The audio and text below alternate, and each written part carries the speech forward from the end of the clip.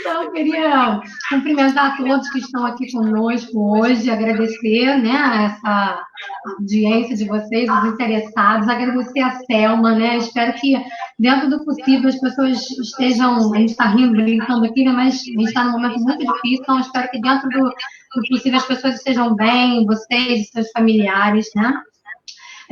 Sendo um experimento a gente conduzir aqui essa live, mas queria dizer que essa é uma iniciativa da Comissão de Comunicação do curso de farmácia, do FRJ, em parceria aqui nessa live com o nosso projeto de farmácia clínica, nosso projeto de extensão.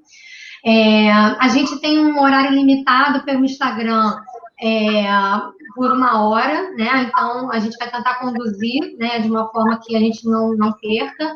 Se necessário, a gente inicia uma outra imediatamente, né? Mas a gente vai ver como é que a gente consegue conduzir aqui. Então, para a gente não perder tanto mais tempo, eu queria apresentar a Selma para vocês, para quem não conhece, lógico, né?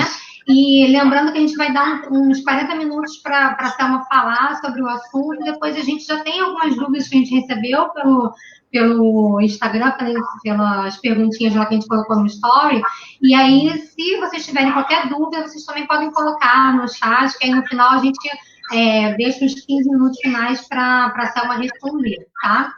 Então, a Selma, ela é a Selma Rodrigues de Castilho, né? Ela é a atual diretora da Faculdade de Farmácia da UF e tem mestrado e doutorado em Engenharia Biomédica pela COP, UFRJ. É professora titular, né, da Faculdade de Farmácia da UF, da residência em farmácia hospitalar, também da mesma universidade, do mestrado em Gestão e Administração de Assistência Farmacêutica, né? Depois a Selma me corrige se eu estiver errado. Também professora de mestrado e doutorado em Ciência Aplicada a Produtos para a Saúde, né? Todos da Faculdade de Farmácia da UF, né? A Selma, ela atua nas áreas de ensino farmacêutico, de farmacoepidemiologia, de atenção farmacêutica, né? E desenvolve pesquisa, principalmente em relação ao uso racional de medicamentos e sobre informação sobre medicamentos. Certo, Selma? Se tiver errado, quiser complementar alguma coisa, fique à vontade.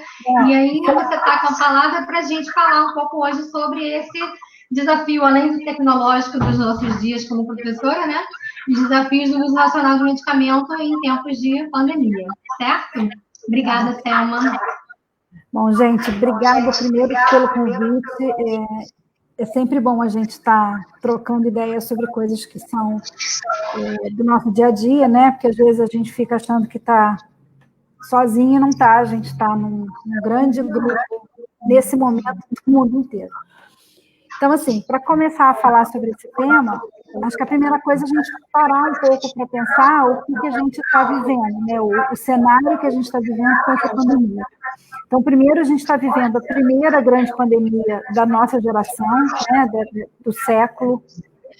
Acho que a gente que estuda epidemiologia sempre leu na história, né, a gripe espanhola, como foi, a primeira onda, a segunda onda, a terceira onda, e era tudo uma coisa que parecia muito teórica, por mais que a gente veja os números, né, e que a gente olha para a história, não é a mesma coisa que a gente está vivenciando como a gente está vivenciando agora, uma situação que veio muito rápido e que deixou todo mundo numa situação muito insegura, né? Acho que essa é a palavra do momento, insegurança. E aí, se a gente parar para pensar em termos de medicamento, o que a gente tem? A gente tem uma doença que tem uma transmissibilidade bastante elevada, uma mortalidade não tão alta assim, mas que sim afeta bastante alguns grupos específicos, que, na verdade, ninguém sabe como se desenvolve, quais são os reais fatores de risco. A gente vai, a cada momento, a gente vai descobrindo um aspecto novo. Aqui no Brasil, a gente tem alguma distribuição bastante específica, né, da população que está sendo acometida. Enfim, e a gente tem tudo isso acontecendo de uma forma extremamente rápida, sem que a gente consiga dar conta do volume de informação que está sendo colocado nas redes, nas revistas. Se vocês olharem de um dia para o outro, você acha, sei lá, 40, 50 artigos novos sobre o mesmo tema, isso tudo traz para os profissionais de saúde muitos desafios. Além disso, além de a gente ter informação técnica, a gente tem uma série de situações para as quais a gente não tem ainda evidência científica de boa qualidade. Então, as equipes de saúde estão sendo desafiadas sem que possam se apoiar na informação científica como um porto seguro, porque essa própria informação ela está evoluindo muito rapidamente. O que, sei lá, um mês atrás a gente diria que era uma terapia indicada, na verdade a gente tem uma diretriz nacional que indica, hoje a gente sabe que não tanto, então as coisas estão evoluindo de forma muito rápida, isso é um desafio por si só, né? De outro lado, a gente tem uma série de autoridades, tanto nacionais quanto internacionais, jogando na mídia uma série de informações que contradizem a informação científica, que deixam a população muito confusa sobre que medida tomar, né? A gente tem dentro do mesmo país, não aqui no nosso continente, não, lá na Antártida, né? A gente tem no mesmo país um presidente e um Ministério da Saúde apontando para caminhos completamente opostos, e a população não tem tudo isso. Muito. E aí a gente acaba tendo, assim, um monte de coisa. Outro dia eu estava vendo uma que eu achei o máximo, que abacate cura Covid, né? Eu fico imaginando como é que o povo invadiu os pobres dos pés de abacate para catar até abacate verde para ter entrado na dieta. Então, assim, minha mãe falou que recebeu no WhatsApp essa semana. Tem de tudo, limão, eu já ouvi um monte de coisa. Mas tudo isso vem em função dessa insegurança e dessa incerteza que a gente está vivendo. Porque, repara, as equipes de saúde elas estão se deparando com um problema clínico, em muitos casos sério, que evolui muito rapidamente e que precisa de alguma alternativa. Ninguém sai do zero, né? Não daria nem tempo de alguém ir para a bancada começar a desenvolver uma nova substância que pudesse combater. Então, de onde a gente sai? A gente sai daquilo que a gente já tem alguma indicação de que poderia ser útil, seja pelo mecanismo de ação, seja porque já foi usado com um vírus da mesma família e teve bom resultado, e aí as pessoas começaram a fazer suas experimentações. Uhum. Enquanto a gente está no cenário das equipes clínicas, lidando com casos graves, não é natural como razoável que aconteça, né? Você tem uma situação grave, você tem alguma coisa que tem uma possibilidade de ter efeito, não tem nada que você tenha certeza, você vai abrir mão do que é mais, ou melhor, da melhor evidência que você dispõe naquele momento. Então, se existe um ensaio in vitro que aponta que possa ter algum efeito, e você não tem nenhum outro tipo de estudo disponível, o que a gente trabalha na ciência baseada em evidência? A gente trabalha a partir da melhor evidência disponível. Então, se a gente não tem um ensaio clínico, não tem a meta-análise, não tem a revisão sistemática, mas a gente tem um estudo de caso naquele momento, é o parâmetro que eu tenho. E aí isso está acontecendo. O problema é quando a gente resgata essa informação, que, em princípio, está sendo trabalhada por uma equipe clínica, num ambiente controlado, onde qualquer intercorrência pode ser rapidamente respondida por essa equipe, e transfere essa informação para, vamos fazer um drive-thru, para distribuição desse produto. E mais grave ainda, quando a gente... Como prevenção, né? Como prevenção. Como prevenção, sem nenhuma indicação prévia de que isso exista, sem nenhum tipo de orientação para a população, um produto que por si só já tem um potencial de gerar arritmia cardíaca, né? Associado com outro antimicrobiano que também tem essa mesma característica, e a pessoa está em casa, sem acompanhamento de um profissional, sem a menor noção do que possa acontecer com ela. Então, você tira um produto que, em princípio, estava sendo usado por uma necessidade real, né? E pela ausência de uma informação com um grau de qualidade bom o suficiente. Você tira isso desse ambiente controlado, você joga isso para a população como um todo, você infesta o mercado de fake news, de uma série de exemplos que não deveriam estar acontecendo, né? O presidente dos Estados Unidos diz que toma todo dia para prevenção, por que eu não? Né? E aí... E interesse também, né, por trás disso, né? Tem muito interesse econômico, tem muita coisa envolvida nisso aí. Mas a gente sai desse ambiente, o que acaba acontecendo? Primeiro, a população está assustada. Então, a gente gerou um segundo problema, porque não só eu estou expondo pessoas a um tipo de tratamento que, por si só, já não tem tanta segurança. E, além disso, não tem evidência de que ele seja efetivo, quanto eu estou tirando da prateleira o medicamento que, sim, tem comprovação, que, sim, é efetivo para outras indicações. Então, a gente teve, num primeiro momento, um desabastecimento, por exemplo, das farmácias e drogarias, e todo mundo que tem lúpus, que tem artrite reumatoide, que faz uso regular desses medicamentos, ficou desamparado, porque as pessoas tinham caixas de hidroxicloroquina em casa. Né? Eu tenho uma amiga que ela, o filho e o marido tiveram, e aí a gente no telefone conversando, ela, não, mas eu estou tranquila, eu já tenho aqui ivermectina e a cloroquina para fazer profilaxia se ele voltar a ter febre. Eu não sabia se eu infartava, né? Eu sei, mas enfim.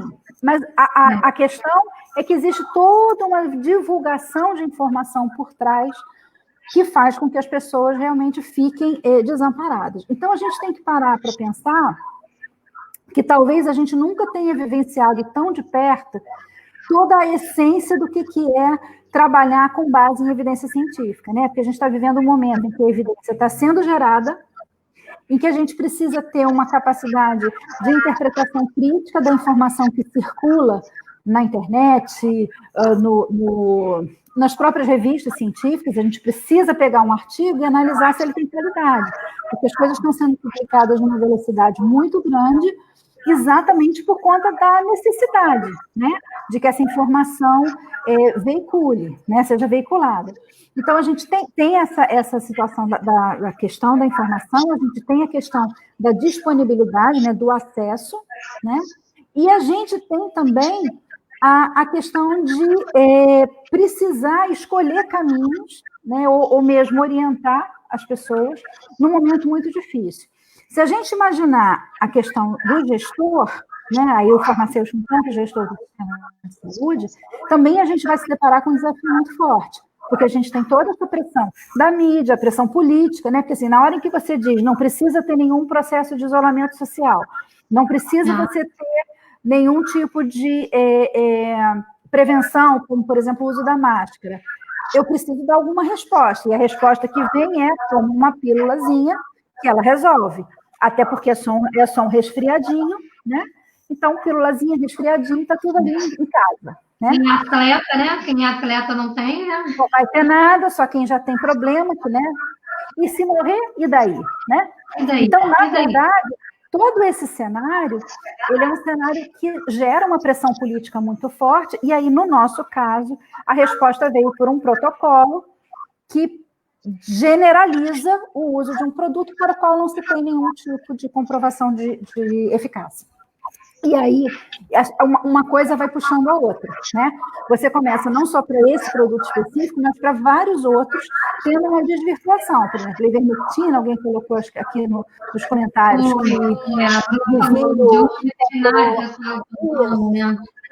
Então, também não tem nenhuma indicação de uso, não tem nada que comprove o uso efetivo. Então, a gente não está vivendo isso para um produto. Uma coisa que essa semana me chamou muita atenção foi quando as TVs anunciaram o ensaio clínico que tratava do corticoide, né, da dexametasona. E o que me chamou atenção? Pela primeira vez, pelo menos na mídia televisiva, eu assisti acho que em 2 ou 3 canais diferentes, não foi dito o nome do medicamento, não sei se vocês repararam isso. Foi dito o produto, mas ninguém falou o medicamento, tome assim, tome assada, a dose é essa. Então, eu acho que a própria mídia... Acho que a própria mídia, os próprios jornalistas se aperceberam, primeiro,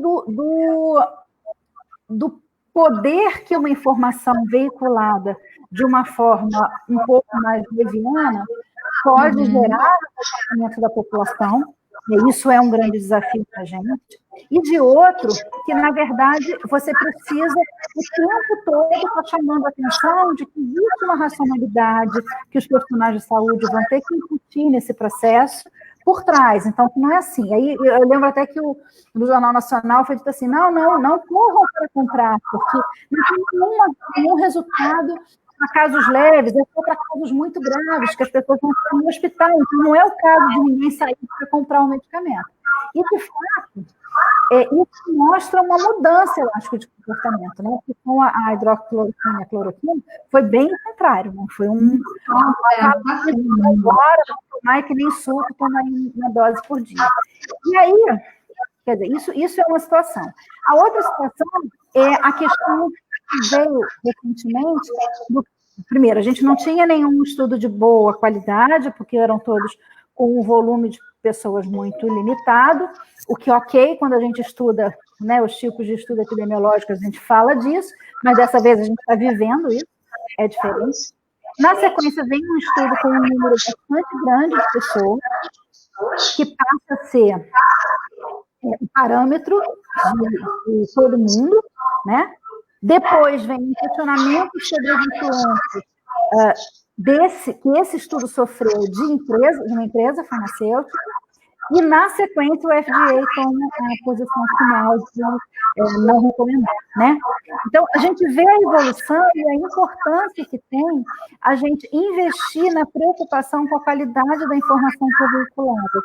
E repara, o mesmo produto, dependendo de como você usa a informação sobre ele pode trazer, de fato, algum benefício, ou ele pode trazer um malefício para a população. Eu acho que nunca ficou tão claro para todo mundo, né, o quanto esse papel de aconselhamento da população, o quanto a qualidade da informação que é veiculada pode, sim, trazer repercussões importantes no comportamento que a população tem em relação a esse produto. Nesse momento, a gente ainda vai somar uma série de fatores aí. A dificuldade de informação, a dificuldade de você até convencer as pessoas de irem, de fato, a um processo de isolamento. Todo mundo está tendo isso, seja prejuízo econômico, seja prejuízo na sua vida cotidiana, né? Todos nós estamos, de alguma forma, sendo impactados, mas a gente precisa também que as pessoas compreendam o que está por trás disso, qual é o objetivo, como é que isso aí se modifica, se a gente, de fato, tem adesão a essa conduta. E essa discussão toda, me parece, que ressaltou muito também o papel que as farmácias têm na orientação da população, né? Porque, repara, tudo fechado, tudo está aberto. Farmacêutico lá com papel importantíssimo, né? Isso, com uma oportunidade de fazer, de fato, prestar um serviço bastante importante na desmistificação, na prevenção do uso indevido do medicamento, na orientação do usuário. O que eu já vi de gente usando álcool gel de forma errada, o que eu já vi de gente botando ontem, então, eu precisei a máscara aqui, né, aqui embaixo, máscara nenhuma, nem às vezes o cara está de luva, mas não está de máscara. Eu estava de carro outro dia, tive que resolver alguma coisa importante, eu olhei assim o ônibus cheio, né, e tal, muitas pessoas de máscara, mas me chamou muita atenção uma senhora sem máscara nenhuma e ainda mexendo com a mão na boca. Ali, olha, eu fiquei tão apavorada, não tem jeito, é muito complicado, sabe? Não. E o engraçado, ontem eu tive um pequeno problema no dente, precisei fazer uma radiografia, e por acaso eu não fui dirigindo, então eu pude ir percebendo o que estava acontecendo em volta, né? E é muito engraçado como o comportamento das pessoas muda de acordo com a região da cidade onde você está, né? E aí por quê? Porque você de fato tem não só a questão do acesso à informação, mas da possibilidade de interpretação daquela informação no formato em que ela vem. Então, mais uma vez, as farmácias aparecem como um local onde a possibilidade de orientação da população frente a frente, né? E de uma forma, numa linguagem acessível, de fato, se torna mais crucial, né? Mais ainda, o desafio para o gestor, que está tendo que dar conta de disponibilizar produtos para os quais o mercado não estava disponível, né? Só para dar um exemplo para vocês, logo que começou a pandemia, a gente fez um projeto para desenvolvimento dentro da farmácia universitária da UF, tanto do álcool 70 quanto do álcool gel, né? A gente chegou a fazer uma lista de voluntários, todo mundo estava empolgado, tem mais de um mês, quase 2, que a gente está esperando conseguir comprar um insumo, porque o insumo desapareceu. A gente também estava com esse problema lá no futuro. Agora, mas agora o álcool acabou, A gente conseguiu agora há pouco. A gente ainda conseguiu ficar uns 2 meses abastecendo os setores com o álcool que a gente coletou dos laboratórios da faculdade, né? Cada responsável por laboratório doou um pouco e a gente manipulou a partir daí. Mas agora é que a gente está recebendo o insumo que a gente precisa para produzir. Não, a gente só trabalha... Na farmácia eu não recebi doação externa, só recebi dos laboratórios mesmo, e agora que a gente está fazendo a aquisição pela reitoria. Mas você vê, o mercado que absolutamente não estava preparado para esse volume, né? E aí a gente está vendo todos os dias na televisão as pessoas sendo presas porque compraram produtos com um valor muito elevado. Os insumos farmacêuticos triplicaram, se não quadruplicaram o seu valor. Então, ainda tem isso, a força do mercado, né? Então, você tem a questão da informação, a questão do acesso, a questão política, que é uma resposta, no meu entendimento, incorreta, né? Você tem toda a questão dos fake news, que estão em volta, que não é só da parte do governo, né? Também tem outras ações. E você tem a questão do mercado, que está se colocando de uma forma, no meu entendimento, bastante cruel, porque você está no momento de praticamente um colapso do sistema de saúde, ou melhor, à beira de um colapso do sistema de saúde, e você vê as pessoas se beneficiando ou procurando se beneficiar economicamente desse momento, né? Então, isso também é um desafio, porque o gestor ele vai ficar preso à questão do abastecimento e também da forma como as pessoas estão lidando com os processos de compra, porque a gente não aboliu a legislação, então a gente continua com fazer os processos de aquisição de acordo com a 8666, quem está no serviço público, né? E quem está no serviço privado consegue fazer uma negociação de preço melhor, não vou nem dizer de preço, mas de abastecimento melhor, mas também está se deparando com essa questão do valor, né, do custo que está sendo atrelado.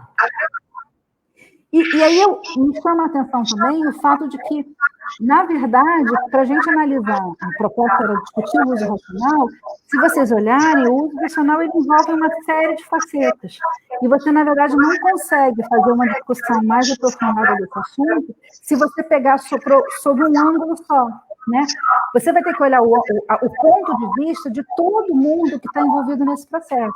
Então, a gente tem o lado do usuário, que está assustado, que vai correr com a melhor informação que ele recebe, então se ele recebe fake news e ele tem pouca informação adequada do outro lado, ele está mais sujeito a tomar decisões incorretas, né? Se ele tem dificuldade do acesso, ele chega, por exemplo, numa farmácia e ele encontra um profissional farmacêutico que dá a ele a orientação devida, que dá a ele a segurança daquilo que está sendo dito, né? Ele pode ter uma decisão melhor. Então, a gente tem o papel também do profissional se colocando como aquilo que ele sempre foi, um profissional de saúde que está ali para servir a população em primeiro lugar, né? A gente tem o olhar do gestor que enfrenta uma série de dificuldades.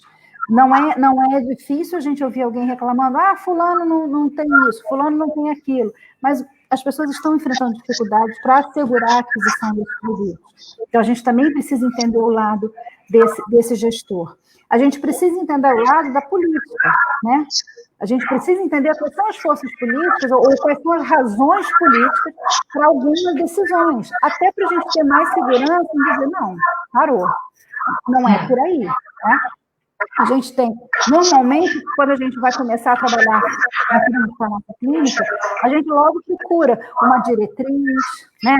Uma análise, uma produção do Ministério da Saúde, um protocolo que possa nos orientar a tomar as decisões, que possa nos ajudar a entender as opções terapêuticas e o papel de cada uma delas, até para que a gente possa aconselhar alguém. Aí você se depara com uma diretriz que é tudo o contrário do que deveria ser. Então, a gente também está sendo desafiado a rever a nossa confiança cega e absoluta naquilo que a gente recebe pronto. Ou seja, eu preciso ler, mas eu preciso ler com uma crítica, eu preciso ler com o olhar do técnico que consegue analisar essa informação e tirar o que ela tem de melhor. Né?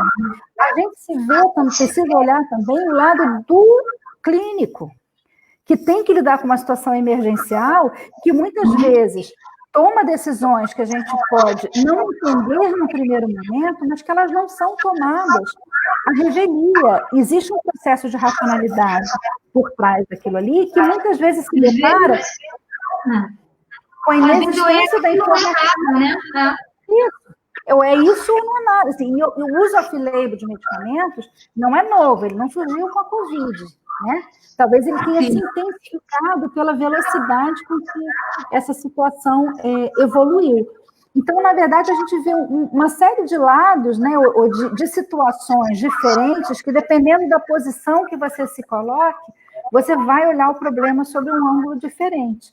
Mas todos eles vão impactar naquilo que a gente precisa ter. Né? Só para concluir assim, muito rapidinho, eu falei o tempo todo da falta da informação, né? Da informação de qualidade, mas a gente acabou de fechar um trabalho, a gente está submetendo, acho que nos próximos dias para uma revista, onde a gente foi analisar exatamente o contrário. Será que a informação que está veiculando, ela tem qualidade suficiente para orientar as pessoas? E aí o que a gente vê é um volume de informação nas mídias sociais com certezas que ninguém nunca teve, né? Mas que são apresentadas para a população em geral, que é assustador. E aí, de novo, quando você procura, a gente fez, por exemplo, uma análise em que a menor parte da informação vinha de profissionais de saúde ou do governo. Então, na verdade, a gente está deixando a nossa população exposta, desguarnecida, porque ela só tem um lado da moeda, ela não tem os dois lados para fazer a ponderação daquilo que, de fato, é melhor para ela, né? Deixa eu ver se eu tinha posto mais alguma coisa aqui que eu queria... No meio dessa situação toda, né, Salma? Como a gente ia imaginar, nos piores cenários que você já viveu anteriormente, que a gente não ia ter há mais de um mês isso não tem ministro da saúde, né? Assim, não tem condução. Tem pseudo, né? Meu Deus do céu, e nem tem, nem quando tinha, né? Não, o ministro da Saúde que era contrariado, não é contrariado, não é essa palavra que eu queria. Na verdade, que era desafiado diuturnamente pela liderança maior, ou pelo menos aquele que deveria ser a liderança maior da população, porque o ministro diz A e a prática diz B, a prática tem muito mais peso do que a fala, né? Então, quando você não vê a produção... Se elas quiserem aceitar, eu vou por esse caminho. Tem duas, né, possibilidades. Nesse caso específico, sim, e nesse caso específico, a gente ainda tem uma polarização política que se misturou com a questão técnica do uso do medicamento. Então, é quase que uma opção, porque a que grupo você pertence, se você usa ou não usa cloroquina, e não qual é a questão técnica que eu tenho nisso, né? E se a gente pensar, por exemplo, que agora os Estados Unidos generosamente vão doar toneladas de hidroxicloroquina para o Brasil, a gente fica pensando assim, para quê? Né? E para botar onde? Só para a gente ter que incinerar e precisarem gastar dinheiro com isso? Ou será? Eu não sei exatamente o que está por trás, a gente nunca vai saber. Mas é um absurdo, né? Então, na verdade, eu acho que a gente está vivendo um momento em que tudo aquilo que a gente, como professor, né, a vida inteira falou sobre o uso racional de medicamentos, sobre o nível de evidência, sobre como é que é a responsabilidade do profissional farmacêutico como fonte de informação sobre o medicamento, seja trabalhando num centro de informação, seja trabalhando na clínica, no hospital, seja sendo o farmacêutico da farmácia hospitalar, para quem alguém vai ligar pedir informação, eu acho que nunca teve tão em evidência.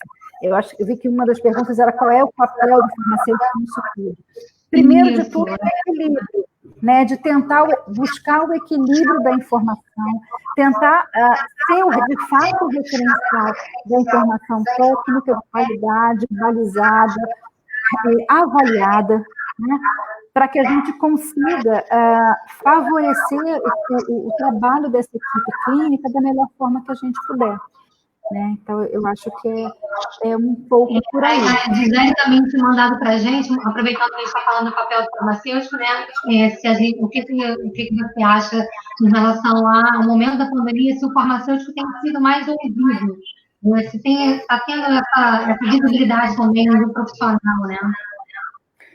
Eu acho que não tem como a gente generalizar e dizer sim ou não para todas as situações. Eu acho que, dependendo do nível do sistema de saúde que você esteja falando, pode ser que sim, ele esteja sendo mais ouvido. Por exemplo, eu acho que em algum momento as farmácias, pelo menos eu cheguei a conversar com alguns colegas que apontaram que, sim, eles estavam sendo mais buscados como fonte de informação sobre, não só sobre o uso do medicamento, mas sobre o comportamento para a prevenção da doença, porque, na verdade, as farmácias estavam aí à disposição das pessoas, né?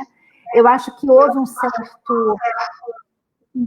um aumento da percepção da farmácia como estabelecimento de saúde, e não só como estabelecimento comercial, né? Eu acho que isso foi positivo. Dentro do universo hospitalar, eu acho que a gente já vem nesse crescendo há algum tempo. Então, eu não me arriscaria a dizer que com a pandemia a gente passou a ser mais ouvido, até porque, foi o que a gente falou, nesse momento a gente tem pouquíssima evidência e uma urgência muito grande. Então, em alguns momentos, eu acho que essa balança pode ter ficado um pouco desequilibrada, mas, com certeza, a gente pôde exercer um papel importante no levantamento das questões de utilização de alguns medicamentos, em especial o hidroxicloroquina e a cloroquina. Então, eu acho que não dá para a gente generalizar e dizer que sim, o farmacêutico passou a ser mais ouvido em todos os cenários, mas acho que sim, a gente pode ter tido avanços importantes em alguns cenários. Eu acho assim, acho que nas unidades hospitalares, por exemplo, onde já se tem um serviço de farmácia clínica, onde já se tem um serviço de informação de medicamentos, certamente esses farmacêuticos foram acionados. Nos hospitais, ainda não existe, pode ser que o embrião esteja brotado, entendeu? Tenha brotado. Então, eu acho que a gente teve algum ganho. Agora, como é que a gente consegue capitalizar, né, esse ganho para que a gente possa ainda favorecer mais essa interação, né? Eu acho que em algum momento... Só estou tentando resgatar, parece que uma pergunta aqui também, eu acho que a Bruna, quando você estava falando do debate científico, ela falou, será que a pandemia democratizou ou dificultou esse debate científico, né? E acho que envolve também essa questão das fake news estarem, né? Qualquer um agora consegue ler um artigo científico, entender, tirar todas as informações, né? Eu acho que se gerou uma falsa sensação de que a ciência é muito simples, né? Mas eu acho que isso é uma inclusive, na minha forma de ver, é preocupante, porque eu vou falar pelo que a gente viveu em família, né? Aqui em casa somos duas farmacêuticas, um estudante de medicina e um engenheiro biomédico. E minha cunhada médica, minha irmã médica, e aí, assim, na família, no grupo família, o WhatsApp, então, é uma maravilha, que ninguém se vê, pode falar qualquer asneira, está tudo jóia. E no grupo da família, é impressionante como as pessoas que sequer sabem o que é um estudo científico se sentiram, talvez, por aquele tal daquele exemplo que eu falei que tem lá na Antártida, né, do presidente lá longe, aquele cara que está bem longe da gente. Então, aquele cara lá, ele deu às pessoas, eu acho que o empoderamento no sentido de dizer o que querem, o que pensam, qualquer coisa, e reproduzirem qualquer coisa, e é isso. E se você vai tentar, pelo menos a gente viu isso aqui, se você vai tentar contrapor com o argumento da ciência, as pessoas simplificam esse contra-argumento a favor do que elas quiserem. Então, eu não sei se isso democratizou, talvez tenha deixado essas mudanças, sabe assim, não, vamos todo mundo usar, não, vamos distribuir num drive-thru, não, peraí, mas isso causa arritmia, não, peraí, as pessoas estão morrendo, não, peraí, isso não está fazendo efeito nenhum. Talvez esse percurso tenha alertado um pouco as pessoas para a relevância da pesquisa. Sim. Talvez esse ganho a gente tenha tido. Eu não tenho certeza, mas eu acho que é uma possibilidade. No cenário onde a gente não tinha, né, nenhuma valorização agora no atual governo em relação à ciência básica aplicada, investimento. Muito pelo contrário, né? E se você for olhar, muitas das alternativas que foram testadas, tudo bem que a maioria não deu em nada, mas elas eram alternativas que estavam disponíveis, elas nasceram da pesquisa básica, né? Sim, e as universidades que fazem toda a balbúrdia, né? E que começaram a desenvolver, não só medicamento, né? A gente está falando de medicamento, mas se você for parar para pensar, olha, várias universidades conseguiram desenvolver modelos alternativos de respiradores. De onde eu fiz o meu mestrado e doutorado, na COP, eles desenvolveram um respirador, né? Não é exatamente um respirador, mas é um equipamento que é mais barato, mais fácil de ser fabricado, mais rápido, e que poderia auxiliar 90% dos casos. Então, assim, eu acho que nesse aspecto foi um momento em que, sim, a gente deu uma resposta de que a ciência não existe só pela ciência, a ciência existe para solucionar problemas humanos. Né? Muitas vezes a ciência básica aplicada, né? A básica aplicada agora estão caminhando juntos, porque você precisa conhecer o agente perigoso, né? Conhecer a doença e conhecer, né? Tem que ser paralelo. Agora né? Eu acho que as pessoas estão começando a entender que existe um processo. A ciência básica, muitas vezes, ela parte de entender melhor o fenômeno para que a ciência aplicada seja capaz de resolvê-lo.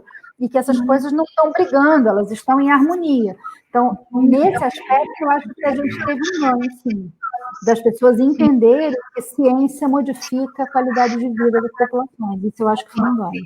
Mas dizer que as pessoas passaram a estar aptas a fazer análise, que o conhecimento está popularizado, eu tenho um pouco de dúvida. Deixa eu só ver, que eu acho que a gente tem mais 10 minutinhos, ou um pouquinho mais, 15 talvez. Vou começar a ver as perguntas, tá? Que mandaram. Então, a gente já falou um pouco do papel, né, do farmacêutico, que era uma das questões.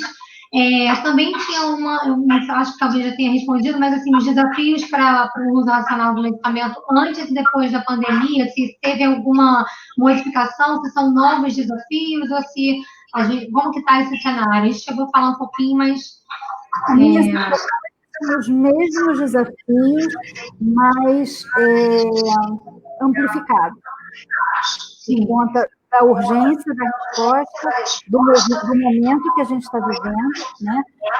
Do nível de insegurança da população e, na verdade, do nível de desconhecimento geral, que aí não é de uma impressão, é de todos, em relação à própria perspectiva de longo prazo da doença. Né? A gente, na verdade, não sabe se isso vai trazer algum tipo de sequela posterior, se isso vai trazer algum tipo de complicação. A gente agora começa a ter vários trabalhos mostrando alterações cardiovasculares importantes do processo. Então, assim, a cada dia, se você for para olhar, tem algum aspecto novo sendo contado, seja em relação ao comportamento da doença, no momento do acometimento, seja após a recuperação, né, que assim, uma recuperação a longo prazo, e também da questão do tratamento. Né? A cada dia você tem uma coisa nova para você incorporar no seu dia a dia. Então, acho que acho que essa crise amplificou, Uhum. A gente nunca teve, na verdade, a questão do uso racional de medicamentos no Brasil. Sempre foi um desafio, sempre né? foi, eu acho que ainda vai ser por muitos anos. A gente ainda tem uma influência muito grande da indústria farmacêutica no consumo de medicamentos. A gente ainda tem uma banalização do uso de medicamentos absurdo. E acho que ficou muito evidente agora, né? Como é que as pessoas, a menor sinal de que alguma coisa já saem correndo para procurar a rotina. Sobre a cloroquina, a cloroquina a gente já falou que era uma questão desse desafio do uso do medicamento sem ter eficácia comprovada e tal, mas também tem uma outra que perguntaram sobre o uso aumentado de antibióticos, né, na pandemia, né, as consequências que isso pode trazer, né? Na verdade, assim, quando você faz esse uso por uma equipe clínica, quando você identifica que existe uma infecção viral, existe uma racionalidade do uso do antibiótico, né? Não para tratar o vírus, obviamente, mas para as infecções secundárias que podem surgir e que, na verdade, tem se mostrado um dos maiores problemas, né? Então, acho que existe um cenário em que o uso está acontecendo por razões corretas e sendo bem feito. Associação da cloroquina, né? Isso. Sobretudo a Aspro, né, que já tem alguma evidência de que, de fato, ela tem uma mas existe o outro lado, né, que nesse momento ele está um pouco mais dificultado por conta dos antimicrobianos ou de serem medicamentos vendidos por retenção de receita, mas não tanto quanto né? A gente sabe que ainda era possível fazer a aquisição em outras situações, que é exatamente a simplificação extrema dessa informação que faz com que a população se sinta apta a decidir que, não, fiz uma febre, estou no meio da pandemia, tenho que tomar um antibiótico. Né? Então, assim, mas isso também não é novo. Eu lembro que o meu afilhado era pequeno, tinha febre, minha tia dava antibiótico. Na segunda dose, ela dizia para mim que o antibiótico tinha resolvido a febre. Então, assim, essa dificuldade de separar joio e trigo da informação. Ainda mais no momento em que você já tem mesmo a tendência de ter as infecções virais tradicionais, né? Que não necessariamente, quer dizer, tradicionais, habituais, né, no Brasil. Mas eu acho que tem esse problema da gente ainda ter o uso muito abusivo. Mas, de novo, se você tem uma equipe clínica bem centrada, bem assessorada, existe, de fato, um espaço para esse uso. Não para tudo, não para ivermectina, não para... Né? Uma outra questão foi sobre uma dúvida se como a pandemia afetou o programa de residência hospitalar da UF. Então, eu acho que de várias formas, assim como afetou a nossa vida. A gente tem, o programa tem 2 anos, né? Então, os residentes que estavam entrando agora, acho que eles tiveram 1 semana, 2 no máximo, de vida, entre aspas, normal, depois veio o isolamento social. Nesse sentido, assim, o primeiro grande desafio foi colocar essas pessoas recém-saídas da faculdade, a maioria, né, no olho do furacão, né? Numa situação de risco, numa situação de um sistema de funcionamento da maioria das unidades modificado para a necessidade de rodízio, para a necessidade de redução de pessoas.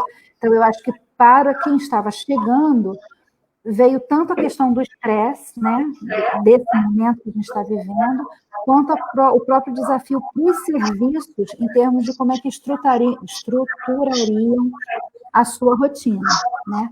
Tudo de EPI, né? Já faltava, né? A deficiência de EPI, toda aquela situação, né? A questão de perceber uma unidade hospitalar num ritmo de atividade completamente diferente.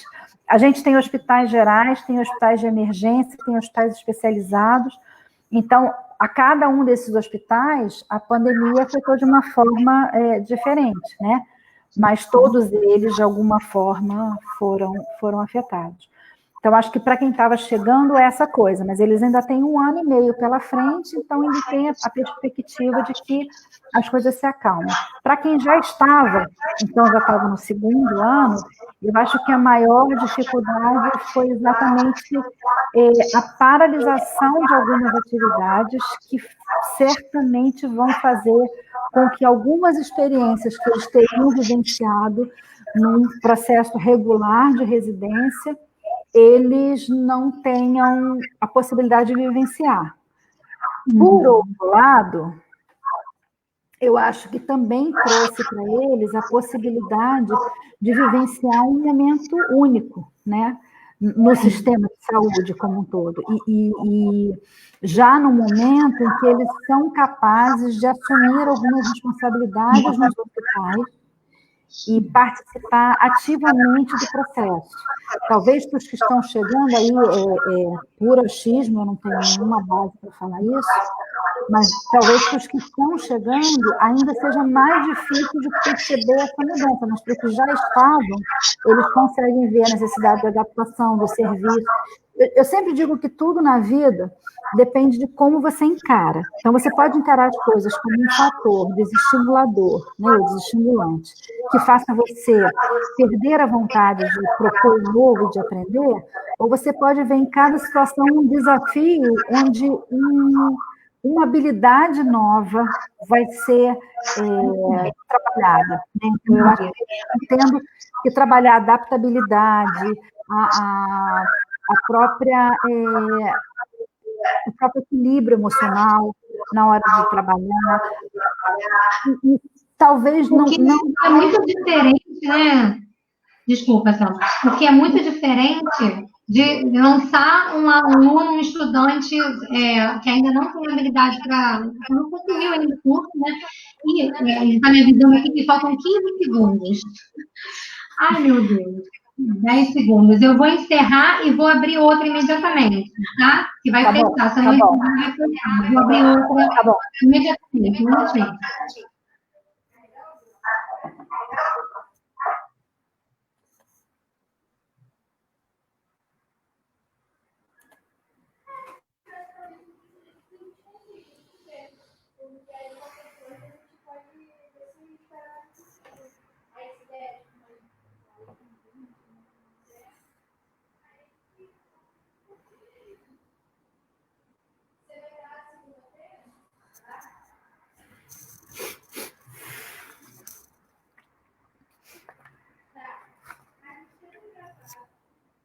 Estou voltando lá.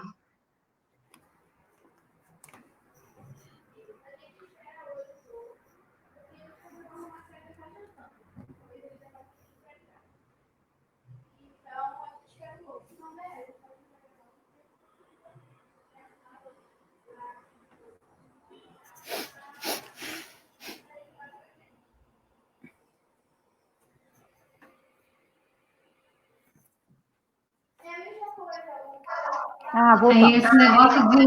Eu não sei mexer isso direito, o negócio da vida em 10 segundos vai fechar.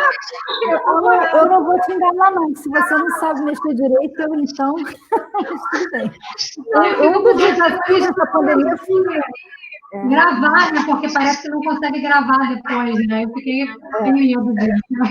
Desculpa aí a nossa habilidade. Porque eu estava comentando... Como é diferente isso, né, de um estudante que acabou de se formar, já estava na residência, quase que o contrário, quem já está em formação na faculdade de farmácia, né, naquela confusão de colocar para fora de qualquer forma, para poder atender aquele programa, né? E a própria questão do programa, né, que, na verdade, ele tornou obrigatório para os de último ano, mas ele permite a qualquer momento. Então, você pode ter alguém que mal sabe, por exemplo, sei lá, que alguém que está no fim do curso, minimamente já entrou no laboratório, já trabalhou com virologia, com micologia, já sabe minimamente um bactério, ele minimamente sabe alguma coisa sobre segurança, né? E diferente de quem está ainda no início, que não tem a menor noção, mas assim, isso foi uma coisa que a gente tentou fazer, eu acho que foi o que a maioria das universidades fez, foi tentar conscientizar muito o estudante que estava em condições de aderir ao programa do Ministério, a necessidade que ele se cuidasse, né, por conta do risco que ele estaria se expondo. A responsabilidade, né? A gente também, como formador, né, passar para eles essa responsabilidade, né, essa crítica de analisar esse cenário, né, com cuidado. Mas, ao mesmo tempo, assim, eu pessoalmente, eu acho muito... Eu sou apaixonada pela juventude, assim, né? Não sei se é porque eu sempre trabalhei com residente, né, e estudante mais para o fim de curso, mas, assim, os estudantes sempre me fazem acreditar que existe a possibilidade de um mundo melhor, né? Porque você olha um estudante, você olha um residente, eles são a tradução da esperança, da empolgação, da vontade de fazer certo, da possibilidade de... Eles carregam a gente muitas vezes, né? De arriscar, né? Eles não têm medo de se arriscar, eles não têm medo de propor o novo. Então, assim, eu sempre acho que é daí que vem a maior parte da energia positiva que a gente tem no mundo. Mas, então, eu acho também que é contagiante você ver, por exemplo, a gente, quando fez a proposta para fazer a produção do Autogel, eu acho que em 2 dias não teve mais de 400 pessoas se inscrevendo para ajudar, entendeu? Então, essa generosidade, que talvez seja uma das coisas que a pandemia esteja trazendo de bom, se é que a gente pode dizer que tem alguma coisa boa nisso, eu acho que é para a humanidade repensar essas relações, sabe? Essa necessidade de você sair do seu umbigo e pensar no outro. Porque outro dia meu filho estava fazendo uma live lá com uma outra situação completamente diferente, e ele falou uma coisa que me marcou muito. Porque se em outros momentos a gente se precavia pela nossa saúde, agora a gente está tendo que se precaver pela saúde do outro. Porque mesmo quem, como eu, que já tive, né, a doença, o tempo todo a minha preocupação é não levar para outras pessoas, é não contaminar a minha mãe, é não contaminar o usuário da farmácia que eu venha a atender, é não contaminar o meu funcionário, o meu aluno, que são pessoas que estão comigo o tempo todo. Então, assim, eu acho que a gente precisou sair um pouco do próprio umbigo e se enxergar como parte de um mundo que é todo conectado. Então, assim, não existe o problema da África, da China ou do Brasil, existe o problema do mundo. O mundo inteiro nesse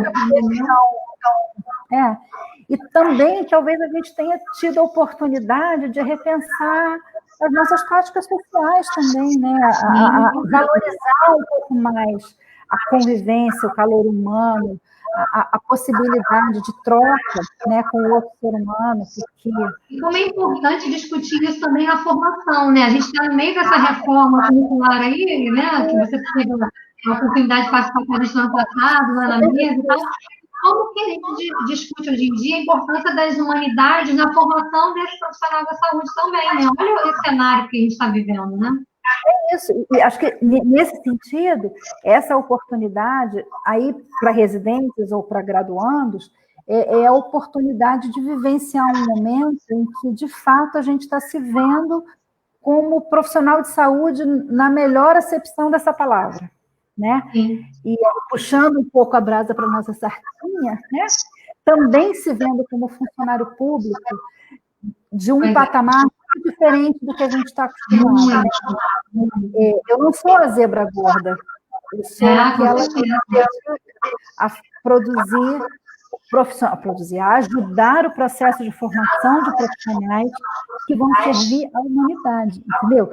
Um funcionário público que todo mundo fala tão mal, o SUS, que as pessoas têm tanta facilidade está se mostrando, na verdade, o local onde a população brasileira tem acesso à saúde, os profissionais de saúde, que as pessoas sempre fazem questão de criticar, né, e de fazer oposição, estão se mostrando um exército de pessoas generosas e fortes, né, que estão enfrentando o desafio não por si, mas pelo outro, para cuidar do outro, né?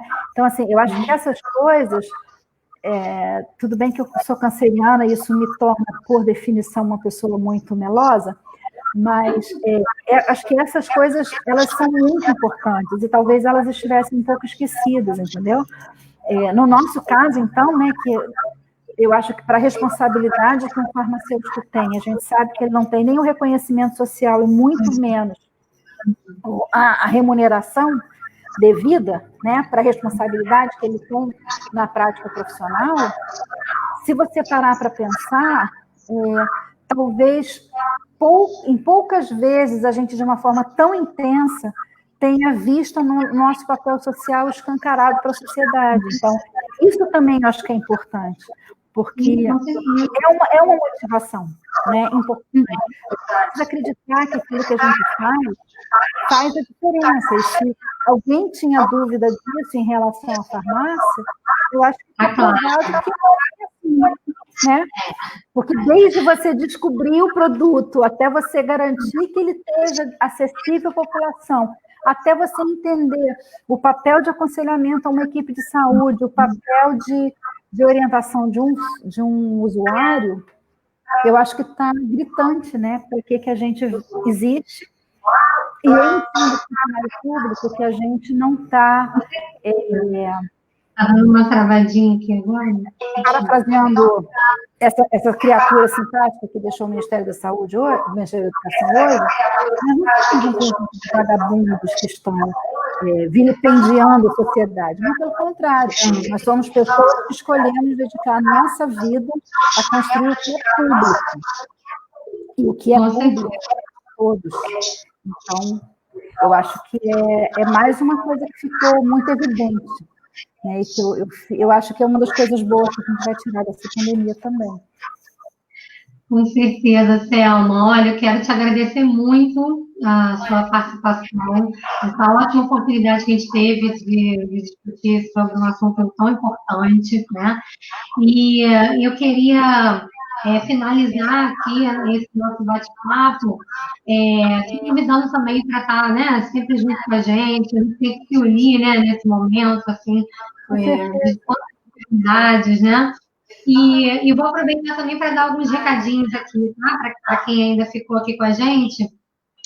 Eu queria pedir para avisar, né, assim, aos estudantes, de verdade, né, de farmácia, que essa comissão de comunicação nesses encontros, né, assim, de aproximação com os alunos, além das lives, né, com os convidados, também encontros de acolhimento, né, também. Deixa eu ver se por aqui eu consigo, peraí. Está ouvindo? Agora estou pelo Facebook, pelo